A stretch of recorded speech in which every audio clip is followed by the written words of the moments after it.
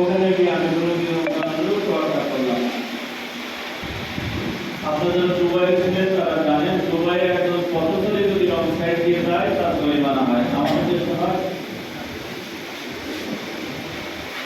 আমাদের দেশের প্রেক্ষাপটটা এখন এমন,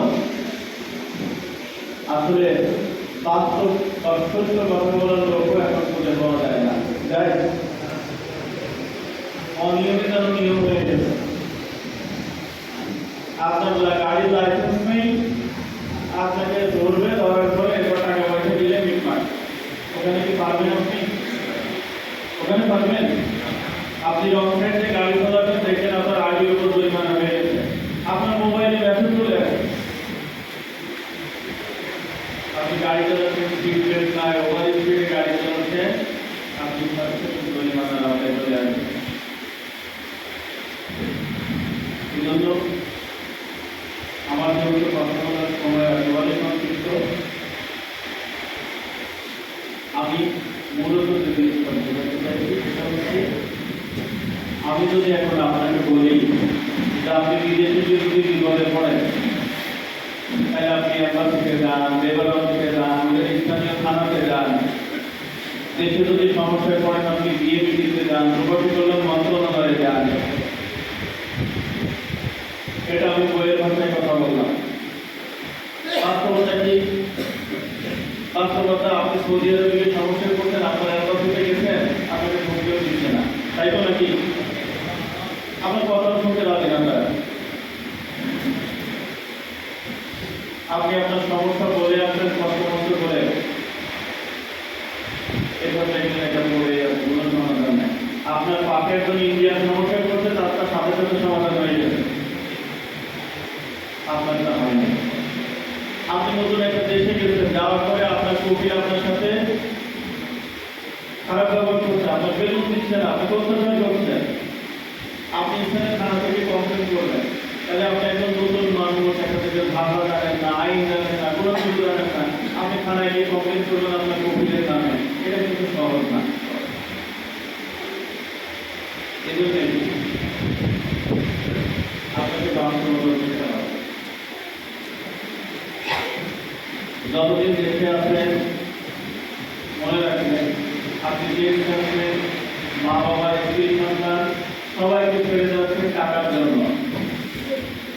তাহলে আপনাকে কনফার্ম হতে হবে দেশে থেকে যে আপনি কত টাকা বেতন পাবেন, ওই দেশে আপনার কাজটা কি, আনুষঙ্গিক সুযোগ সুবিধা যেমন আপনার ওভারটাইম আছে কিনা, সাপ্তাহিক ছুটি আছে কিনা, আপনার ছুটি নবায়ন হবে কিনা, আপনার ইনক্রিমেন্ট হবে কিনা, আপনার থাকা, খাওয়া, চিকিৎসা, যাতায়াত, রিটার্ন টিকিট এগুলো কোম্পানি বা কোম্পানি দিবে কিনা, আপনার চুক্তিপত্র দিবে কিনা, আপনার ভিসা সঠিক আছে কিনা, এবং একটা বিষয় অত্যন্ত জরুরি, সেটা হচ্ছে আকামা। নতুন যাদের বয়স এখন অবরোহ ঘটতেছে, দেশের যে আপনাকে পাঠানো বিদেশে সে মতো আকামা 2 বছরের সমস্যা নাই, আপনি ওখানে গিয়ে দেখেন আপনার আকামা 3 মাস। এই পুরানো ভাইরা এটা বলছে 3 মাস 6 মাস, এবার গেছে কি বিষয় 3 মাস কাজ করতে আপনার আকামা গেছে, আপনি অপেক্ষা হয়ে গেছে। তাহলে আপনি যদি বলেন যে আমার আপন লোক আছে, আমার সাথে সমস্যা করবে না, হ্যাঁ, আপনার বাবার মা, আপনার ভাই যদি থাকে তাহলে আপনার কাছে ভালো পরিবেশ নিতে পারেন। আপনার সাথে বিদ্যুৎ চলার মধ্যে আমি দেখছি মামা, কাকা, চাচা, আপন লোক, এরাও তো আপন লোক, এরাও নিজের সমস্যা চলেছে। আপনারা কাবুল রোড পার হয়ে সামনে দোকানে তাকাবেন, অনেক লম্বা ভাষা করে একটা ছেলে কম্পিউটারে বসে কাজ করতেছে, প্রায় 5.5 লাখ টাকা শেষ করে এখন এই দোকানে বসে কাজ করতেছে। নিয়ে গেছে তার আপন চাচা, যাওয়ার পরে সকাল 9টা থেকে রাত 9টা পর্যন্ত শুধু আলু ভোটায় কাজ। আপনার বলেন তো যাওয়ার সময় কি তারা বলছিল সকাল 9টা থেকে রাত 9টা পর্যন্ত আলোচনা রাখবে? তারা কি বলছিল? তারা বলে না, বলে চলে আসবে কেন? এই কষ্ট সহ্য করতে পারে নাই, চলে আসছে পালায়। আর এক বন্ধু ওখানে ছিল, তার সহায়তা নিয়ে সে চলে আসে। এই কথা বাড়িতে বলবে বলে সে মোবাইলে কথা বলবে, রাউটার বন্ধ করে দেয়, সুইচ অফ করে দেয়, তারপর সুইচ অফ করে দেয় যাতে বাড়িতে না বুঝতে পারে। এই জন্যে আপনার সবচেয়ে গুরুত্বপূর্ণ জায়গা হচ্ছে আপনি যাকে ধরে বিদেশে যাচ্ছেন। এখন গুরুত্বপূর্ণ হচ্ছে আপনি দেশে আছেন, আপনাকে যে কথাগুলো বলবে এগুলো শুনে আপনি বিদেশে চলে যাবেন।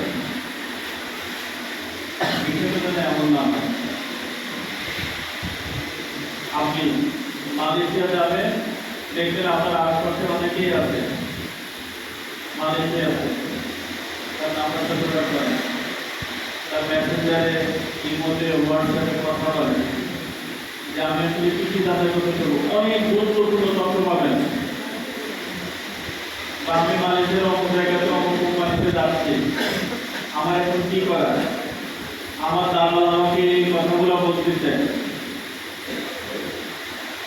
একজন আপনাকে সঠিক পরামর্শ না দিলে আপনি আরেকজনের পরামর্শ নেন।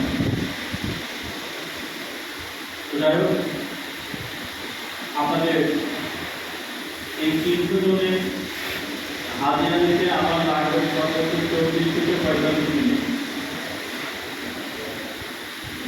যদি আপনারা সহযোগিতা করেন, আর যদি অসহযোগিতা করেন 1.5 ঘন্টা লাগবে।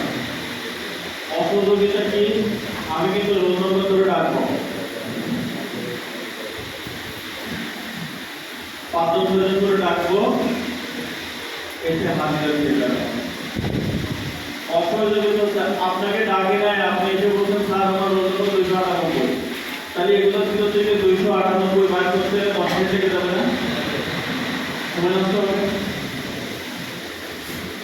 তাহলে আমি যে ব্যাচে ডাকবো ওই ব্যাচের 3টা সিট ডাকবো,